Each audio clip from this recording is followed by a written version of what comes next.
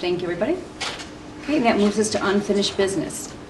Can I have a motion to approve for a second read policy 1230, which is public participation at board meetings, and policy 2270, which is school attorney? So moved. And a second? Second.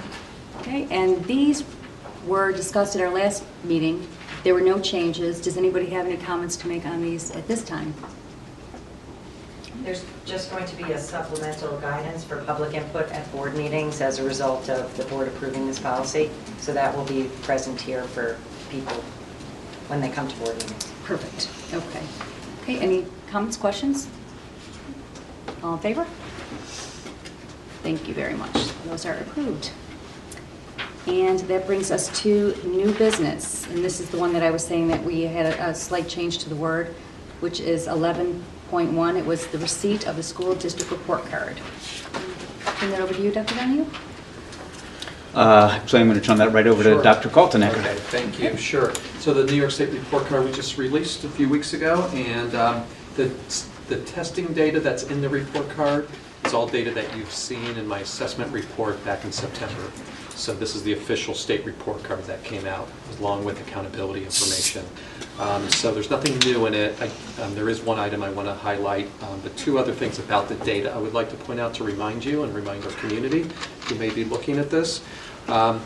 If you're looking at the middle school math results, you will see that in 6th, 7th, and 8th grade, the 8th grade results seem to take a dip from the trend. I just want to remind everyone that we no longer have to double test in 8th grade. So the students who are taking Algebra 1 in 8th grade do not take the Math 8 test anymore. Those students are removed from that 8th grade math assessment result. So you end up having a different cohort from the 6th and 7th grade. So the students who are accelerated are taken out. So this is the students taking Math 8. So the results seem lower than what you would expect based on the 6th and 7th grade data. The second thing is just to note that we are in our first administration of the geometry regents and our second administration of the Algebra 1. So that data for geometry is the first time we've taken that assessment. Results were good, but it is our first administration. The other piece to point out briefly is to point out the AYP. We didn't meet AYP in one of the areas, and AYP stands for the Adequate Yearly Progress. And we did not meet the participation rate for one of the subgroups last year, and that was based on the opt-out movement. We did not meet that in the subgroup of students with disabilities. We didn't meet the 95% participation rate. So we didn't meet the AYP last year. This year we certainly won't meet the participation rate either. So probably next year we'll be identified as a school that needs to improve in this area and have to complete some type of improvement plan. It's a minimal one. This isn't sort of the big improvement plan, but there could be that piece as a result of not meeting adequate yearly progress. There could be some exceptions. One of them could be the graduation rates may then exempt us from that. We're not quite clear on that yet, but that could be. As they should. Yeah. I have a question about the plan. Mm-hmm. Sure. So if I understand it correctly, because of the opt-outs, we didn't make AYP. Mm-hmm. We didn't make AYP. Now we have to figure out how to make AYP. We have to write a plan. Right. The plan could be the state could fix what it needs to fix, and opt-outs will go up. No, I'm serious. I really am serious. I know it sounds cynical, Sure. but the fact is that opt-out is a consequence of some, what's the right adjective for the state actions at the SED? Yeah, misguided, thank you. No, truly, and our plan could be, you know, sort of to encourage some of these things to be fixed, and then the expectation is that participation numbers will go up, and there's our plan. And the fact is, this is all complete bureaucratic window dressing, because if we don't have a plan or follow our plan, then, you know, statewide, the federal government could withhold federal funds from the state government, and never in a million years, you know, frankly, will that happen. But, you know, that's, you know, it's sending a message through your plan. Where is this report card publicized? Because, I mean, I'm trying to figure out what the implications are going to be for us, for our school reputation and everything, if we're, you know, if we get this rating that on the surface looks bad, even though we understand what it means. Yeah. These are, I mean, these things are obviously published on the state website, so they produce these lists. We're not alone. Our neighbors are in the same boat with these. There will be districts this year that will be on this plan. This is really one of the lowest levels of plans. There are schools that in need of improvement that are a higher level based on scores for the full district. These are going to be what they call local assistant plans. They're pretty low level fix because the state doesn't deem this as important, although you do have to come up with a plan for it. When these plans were created, opt-out wasn't on the radar, so they don't allow for that type of fix. This is really about instructional fixes and how you're going to improve this particular subgroup. From what I understand from neighboring districts, these types of plans are easy to write. They're not real arduous. So I have to look at it when we get to that point. I'll talk to my neighbors who have done it before, get copies of their plans. I have a feeling it won't raise a lot of eyebrows. We'll talk a little bit more about it in my report anyway. Okay. So, Good. Thank you very much. that's the report card. Okay. And that brings us to 11.2, which is approval of textbook for my Spanish, I think. Is that Spanish? Essay, dice. Yes. Level Good. 2, Spanish C. Sure. Schmidt, McGraw, Hill, Glencoe, 2012. Okay, can I have a motion to approve that? So moved. In a second? Segundo. Is there anything that I was pretty thorough in the explanation, but is there anything that we need to? Sure. The only thing I'll say is 2 years ago you adopted the level 1 book, and then the only reason I put it up for adoption again is that we didn't look at the level 2. Usually we'd look at a whole series. We weren't sure we would go with anything beyond the level 1, but the success of it made Melissa Stahl think that it was worth having a book at the level 2. So I wanted the group to go through the adoption process, so they really vetted it and spent some time thinking about the continuity from level 1 and level 2. So we are using level 1 of the same series. Okay, terrific. Any questions or comments on it? I'm okay with it as long as Kansas and Texas had nothing to do with it. I'll Or check North on that. I don't Carolina. think so. I'll go with that too. I'll adopt. We're getting political here now. Okay. No, it's real. Motion on the table? All in favor? Okay. Thank you very much. And that moves us right to staff reports. Okay. So Tim, because of the report card, got us into the opt-out discussion a little bit. Just thought I'd give a report because we had a very different opt-out experience this year than in past years.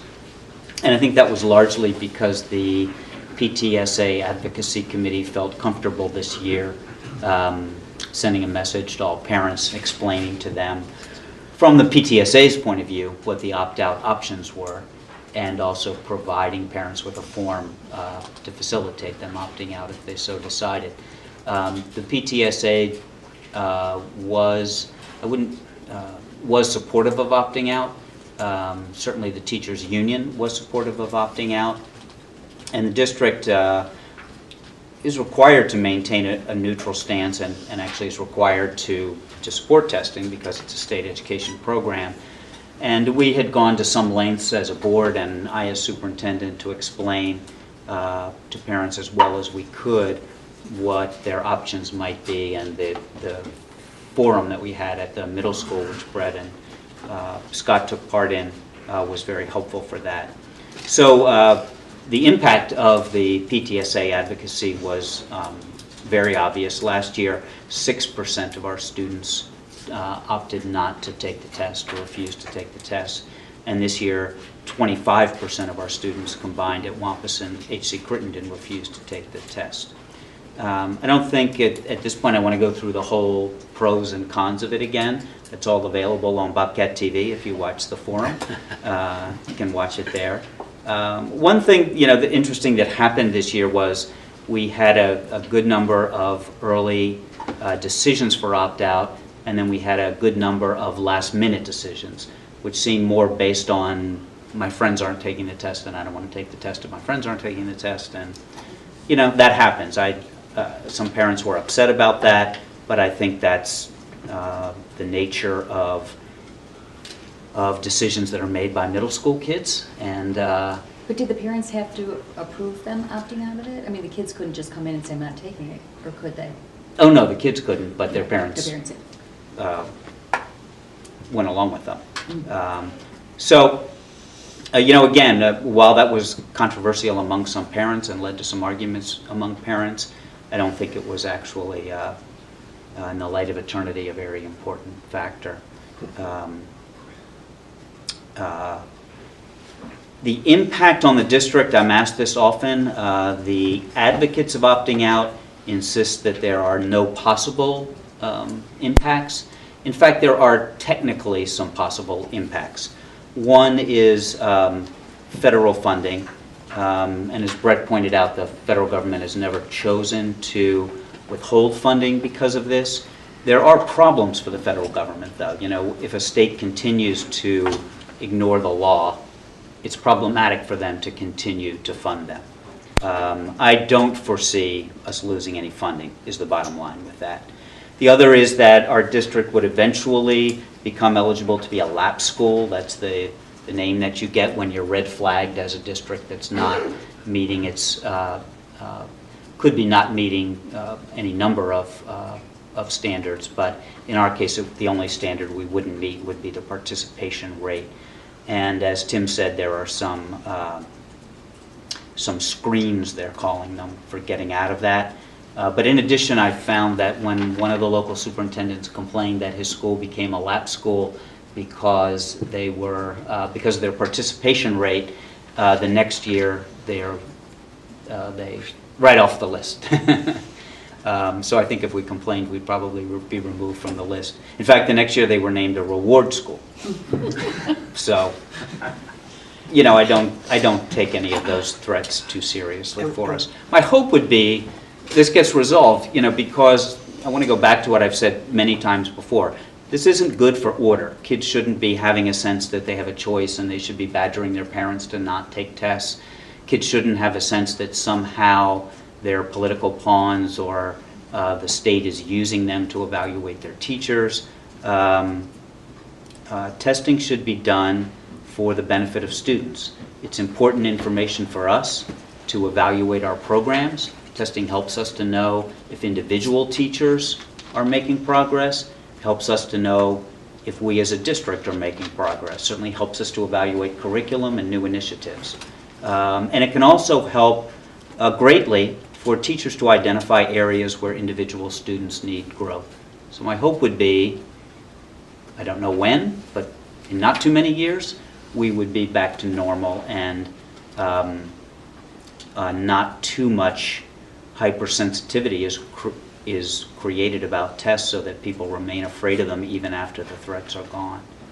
Yeah. Do you want to say something? Well, both the Commissioner of Education and our own regent have said publicly many times, either if I were a parent, my kids would be opting out, or I completely understand the right of parents to make that decision on their behalf of their kids. So the state's going to have a hard time coming back. The commissioner didn't say that. The new chair of the regents did. But a commissioner in Buffalo was quoted No, as, that was a superintendent. Yeah. No, I thought the commissioner recognized parents' rights to opt out. Oh, they're right, yes. Right. And also in White Plains at that meeting. She has recognized their right. Yes. Right. But nevertheless, I hope in 5 It years doesn't change what you said. when the political issue is gone, people aren't exerting a right that doesn't make any sense. Right, I'm with you, I'm with you. And then math starts tomorrow, right? The math test? Math starts tomorrow. Math starts So tomorrow. you'll report to us that, Yeah, more of our parents apparently like the math test because we have a higher participation rate or for maybe we math. just lose steam. I don't know. Well, they're on time now, Tests are on Yes. time. Yeah. Yes. and that's helped, right? That's helped. Do we have any reports? We have or some anecdotal, some pluses and minuses. The minuses were that a few students didn't know when to stop. Yeah, I was This gonna can be say, difficult for Yeah. students. So we actually had one student who literally spent the whole day until 2:30 on the test, Wow. and a couple of other students who did. More than that, however, the principals reported that a good number of students seemed much less stressed and took about an extra 20 minutes, and as a result reported actually having a good experience, that they felt like they were able to think, They're supposed to be using close reading as a skill on tests. They felt that they could do that. Our kids know how to do that. So overall, it seems that the untimed testing was not a bad thing. That's And really what are good. the kids that are not taking the test? What do they do that day? Well, we tell parents that they can either bring them in or not. We tell them if they want to keep them at home, an hour when it's reasonable to bring them in. If they do come in, they have to bring a book or some independent work. And Okay, so there's nothing planned for them because... no, we can't run two activities. Yeah. Okay. Virtually every teacher is engaged in administering the test. And the mistake in the test booklet, is it something that could impact results, or is it unlikely to impact No. results? The mistake in There's just the confusion. mistake in the test booklet was there are some blank pages where you can do practice work, and there's one page that's marked "Write your essay here," essentially, and they forgot to write your essay here. So the teachers were instructed that kids could write my essay here. I don't see it A having little any impact. confusion, but Proofreading. Somebody who's printing these things, right? Yeah. Thank you. And the one thing I would add is the concept of benchmarking. I mean, the testing is benchmarking, and there's some assessment that, whether it's self-assessment or not, I think what's happened is the confusion around the use of the data and how it's, the implications of the data and the scores. But benchmarking, I mean, we all should be benchmarked. We just had a budget hearing, and we're being benchmarked. So it's just, I think philosophically, if you can't measure it, how do you know where you stand? So Yeah. just thought. Should mention, along those lines, it does create confusion. We have an interesting situation this year. A number of parents filled out the form that's provided by a state organization, the form to opt out. And the form gives you the opportunity to opt out of state testing, opt out of local assessments, opt out of field testing. So a number of parents just checked everything on the list. We don't know if they realized what they were checking or not. Normally, we've refused in the past to participate in field testing. We felt that the kids are tested enough, and the companies that are writing these tests should find their own ways to field test items, not use our kids as samples. However, this year, they are field testing a computerized version of the test administration. So for the first time, we actually want our students to participate in the field testing, A, because we think it'll be good practice for the kids, and B, because it's information that we want to get. So now every parent who field tested is going to get every parent who opted out has to get a letter from the principal asking them to clarify if they understood this and explaining what it means, and then asking them to resubmit their... So that would be an opt-out of the opt-out? Do you want to opt out of your opt-out? What would the field test be, though? Is it part of I believe it's a the- math field test for middle school students. Oh, the computer-based. That's going on right computer-based. this week, you mean? No. This is happening in a week or two later. Oh, so it's a separate test. I Separate see. test. It's like a simulated math test. Simulated. Yeah, it's Simply not the for full the field. test, it's a small. So how much time? So they're testing the Like an questions hour? and the I think it's computer up to an hour. process. Field tests are usually under an hour. Yeah, it's probably 40 minutes. And the kids are told that it doesn't count for anything. Yeah. They're told it doesn't. And who grades them? Do our teachers have to We grade? don't. No, it just goes off. This is a and- computer, so that's what we're eliminating, and that's the So idea it'll go right going down, forward. okay. yeah. Yeah. And the computer has some skills, some tools rather, that are part of test-taking skills. So for instance, there are some tools on the computer that you can use to highlight text to help you with close reading. You can color code text so that you can come back to it later. So we would like kids to practice that because all of that is new. Maybe we could code that. I bet we could. Is this field I'm test? sure eventually we will. Do we know, is this the type of computerized test where if you get something wrong, you're not necessarily identified as having gotten it wrong, but you might get 3 other questions as a consequence? I don't think that aspect is being field tested. I'm sure that's an eventual goal though. The adaptive tests are not part of this yet. Yeah. Okay. Should we raise that? And you had said that there was a check for local, opting out of local? Yeah. What is that going to do for anybody that checked that off? What does that do? Well, we also explained that in the letter, because some of the local assessments are actually part of our regular curriculum. Right. So it's a little complicated if parents say they want to opt out of regular curriculum and regular assessments that teachers are doing for other purposes. Yeah, and it was about If I'm not Yeah. mistaken, I think the spirit of what they're trying to do is the ones that are linked to the APPR Yeah. formula, Yeah, to the teacher evaluation formula, not local assessments that are given for the benefit of students. yeah. Okay, that makes sense. But sometimes they're the same. Right. Thank you. Okay. Greg, did you have a report? Just a brief report.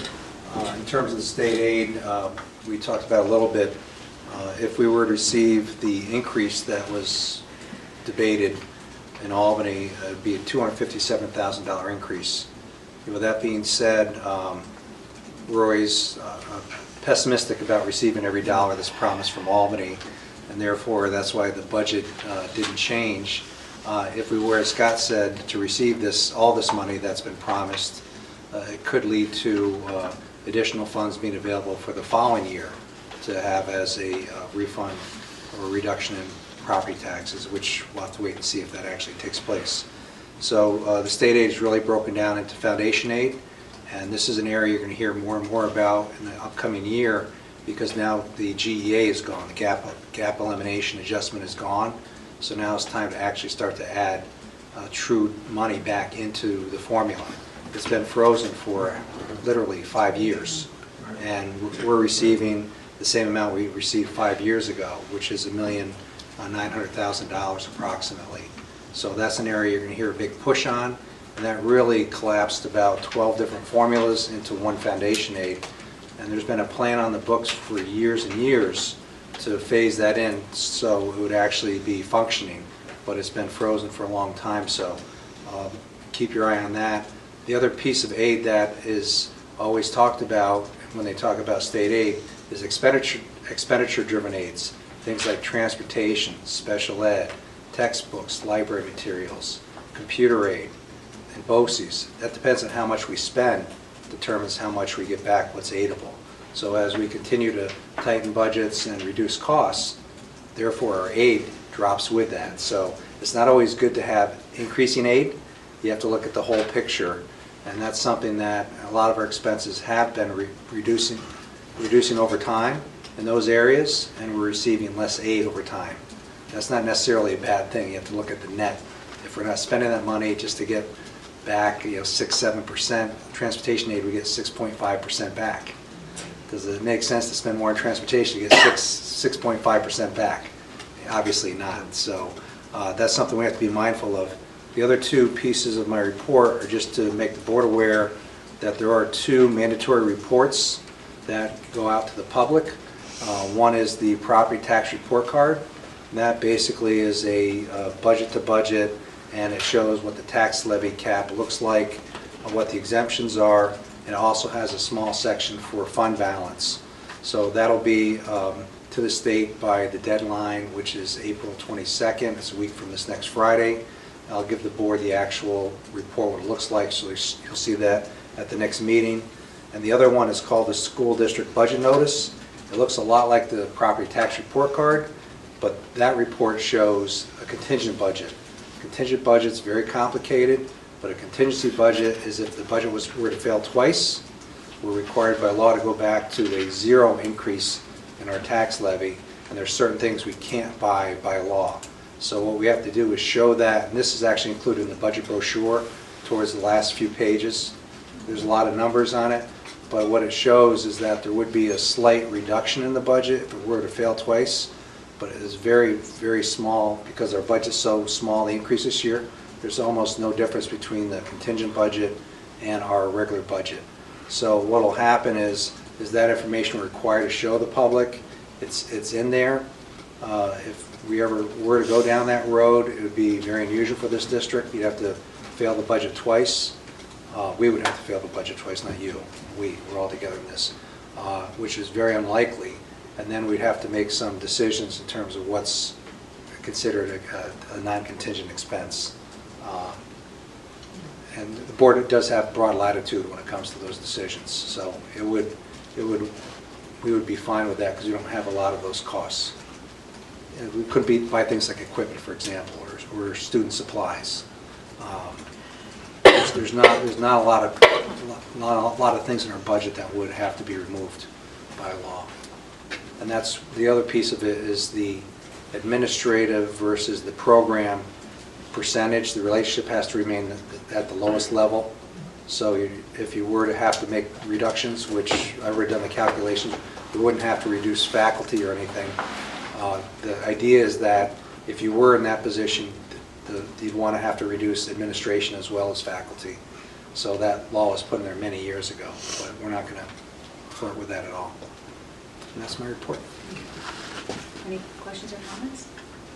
Thank you very much. And Tim, you're going to give us an update on STEAM, right? Presentation here as on a curriculum update, but also is that this relates to one of your board goals on the technology and STEAM.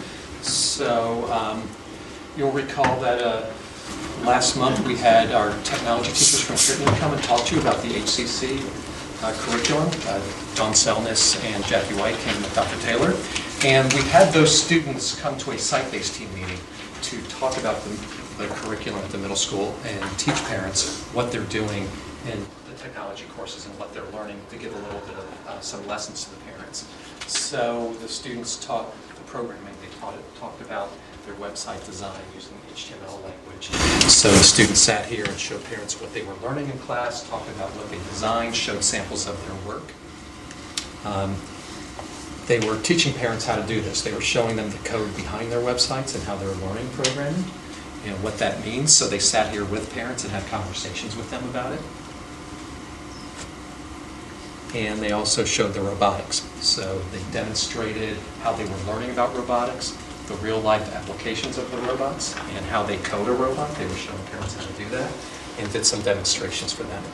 So you've seen a lot of this before in some other presentations, but this was the night where the students came and designed the program.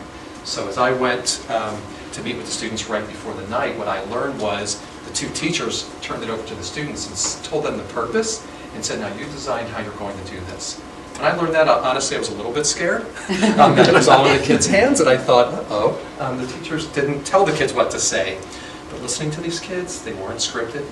The teacher didn't design the PowerPoint. The kids didn't read what they were learning. Kids were speaking from what they know. They were speaking from their knowledge base, and their passion and their interest came through. It really shows me they're internalizing this, they're really learning it, because it was not scripted. They created this program themselves, and they spoke about it so with such knowledge and passion. We created a Bobcat TV video with this that I blast out to the community on Friday. So if you haven't seen the video, there is a link in your packet to it. So you can go to Bobcat TV and see that. I've gotten a lot of positive feedback from the community on this and from teachers and administrators as well. All of our STEAM curriculum aligns to these 5 C's for 21st century learning, and when I was watching the students, I was really seeing that ability to communicate their knowledge and to collaborate with one another, and I think that'll come through when you watch the video. So I want to give you just a brief update on our curriculum and students taking charge of their learning. It's really exciting. That's great. Good. Thank you for sending the link to the video. It was great. Video was good. Yeah, it was fun. Thank you very much. Jen? 2 things, just mostly the board knows this already, but for the edification of the public who probably has no idea what the district is doing regarding emergencies and emergency planning. We have been told, and other districts have been told, that we are responsible for revising our building level emergency response plans. So the emergency response team and the district-wide safety team have spent the year reviewing those plans. The board was introduced to the final plans tonight, and we are hoping to adopt them on a consent agenda in May. That was a year of intense work in revising plans and supporting what we already had in our existing plans. In addition, that is a private plan. In addition, there is a public plan, which is currently on the website, which is the district-wide emergency response plan. This public document includes a lot of important emergency information about the district, and I think it's probably comforting for parents to read that to understand how extensive our emergency planning is. In addition, there's a letter that is on the website introducing parents to some of the terms that we use in schools that might seem pretty frightening to a layperson to schools. Lockdowns, lockouts, shelter in place, what do all of these terms mean? So those will also be posted on the website. So we're looking forward to sending this to New York State Safe Schools for their approval, and then we will spread this to our police department, our fire department, and all members of our emergency team in the district. So that is one piece just for public information. The second is a follow-up to the presentation given to the board at our last meeting regarding busing. We were going to look into what could possibly be done to alleviate what was happening with the Pleasantville buses, and some parent complaints that buses could actually leave a little bit later than they are in Pleasantville. Cheryl has worked on that in transportation. One of the buses is already functioning with a leave time of 10 minutes later than it usually does. The other bus is starting their delayed leave time tomorrow. They wanted to wait until all students and parents had been notified. And the third bus coming from Pleasantville is going to switch their routes so that those students go to the middle school first before the high school and don't sit in high school traffic before they go to school. So reducing time for students on the bus as well. And then Cheryl, Bill, and I have been meeting about consultants. We explained that when the fall comes around, we are going to go back to our regular bus route times until we can get a consultant in to really look at these bus routes to say, is there anything else that we should be doing differently? So while it's a bit of a reprieve right now, we're going to have to go back to our original plan in September to make sure buses get to school on time, and then we can scale back times from there. But we do have some people who are reputable in the field of consulting that we can bring in the fall. So are you thinking that they would start, even though it's going to go back to the regular time to begin with, would they start looking at it right then so that it would be something that could be hopefully? Exactly. See, we have to look at it when we have a full complement of students, which we don't have right now. Right. For some reason, everybody gets on the bus in the beginning of the school year, and by the end of the school year, some buses don't run with a full complement of students. Okay. So that's the time for us really to examine. We have to consider that every child will ride a bus, even if they're not on it. How did that go over with that area with the bus 10 minutes later? Was everyone? It was fine, Encouraging? right? Okay. Yeah. Kids get another cup of coffee. They can. So The ones that are being dropped off at Crittenden before going to the high school, that's not an issue. They're not at Crittenden way too early? the buses are getting at Crittenden any time from 7:05 to 7:15, and they have an area where they can be. So for our sake, for busing, yes, would you like children to show up 5 minutes before they have to? Yes, but Right. for financial reasons, we need to bus students together. Otherwise, we're having a bus following a bus picking kids up. and this Exactly. is not- Or this they're, is- like what you were saying, they're going to the high school and they have to come back. Exactly.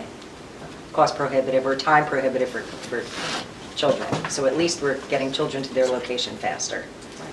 which was the first goal. Sounds good. Thank you very much. Any comments or questions? I just have a question on the emergency plan that's on the website. Do you know where on the website people could find it? Do you know which link it is? It is posted right on the current news. So it's in the front when you're In the front, homepage? exactly. Okay. Very good, thank you very much. Okay, and that moves us on then to board reports, and for President's report, everybody should have received our board self-evaluation, I hope. 4 people have filled it out. It's anonymous, I don't know who filled it out, but thank you whoever did. And 3 more, so if the other 3 have problems with it, let me know, and we'll put you in touch with Andrew Taylor. We'll kind of walk you through, but I think it's working now, because we had 4 people fill it out. It worked when you sent it to Your our regular emails. non-byram.net. Yeah, that's not a great way to do it in the future, no.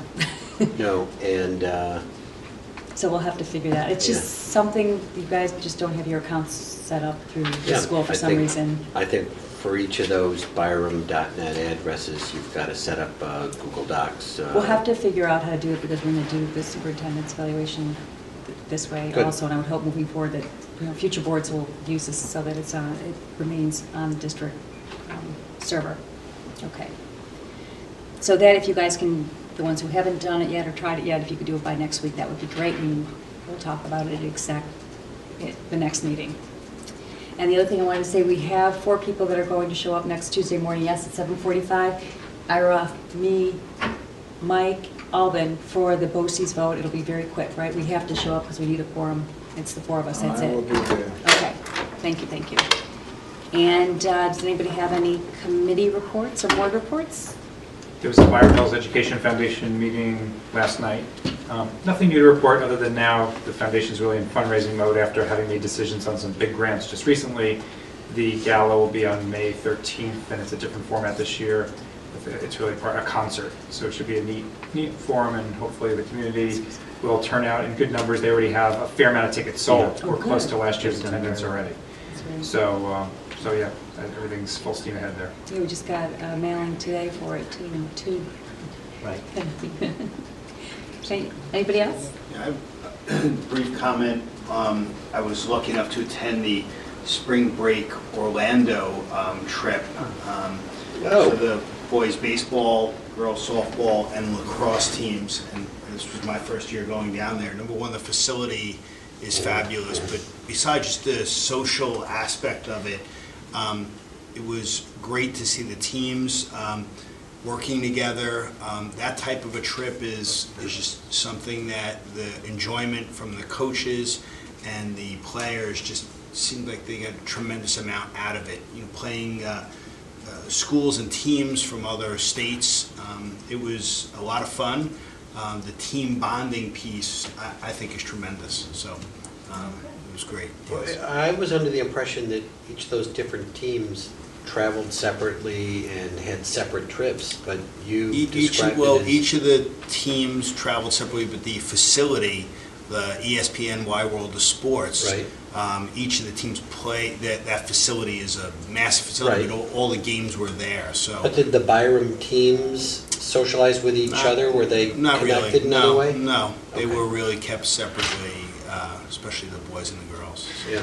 But I think from the standpoint of a parent going down, it was I was able to catch a little bit of the baseball game. Obviously, follow my daughter at softball, but the bonding was great, and it was just it was a very well run. The coaches take a tremendous amount of responsibility, but just extremely well run was my impression, and the kids had a great time. So. Great. And for Preschool Association, I'm the liaison for the Preschool Association. I gave them the budget details so that they can relay it to their members. So hopefully they will come out and vote on the budget. Anybody else? Any other reports? Any topics for future agendas, requests for information? Hearing none. Communications to the board. There is one communication that I received this morning, which I will pass on to the board. Can I have a motion to approve Board of Education minutes from March 15, 2016 and March 22nd, 2016? So moved. And a second? Second. Anybody have any changes or comments on them? All in favor? Thank you very much. Okay, and as I said before, the board met in executive session beforehand to discuss a legal matter, 3.1. Can I have a motion to adjourn? So moved. Okay, all in favor? Good night, thank you for watching. 31.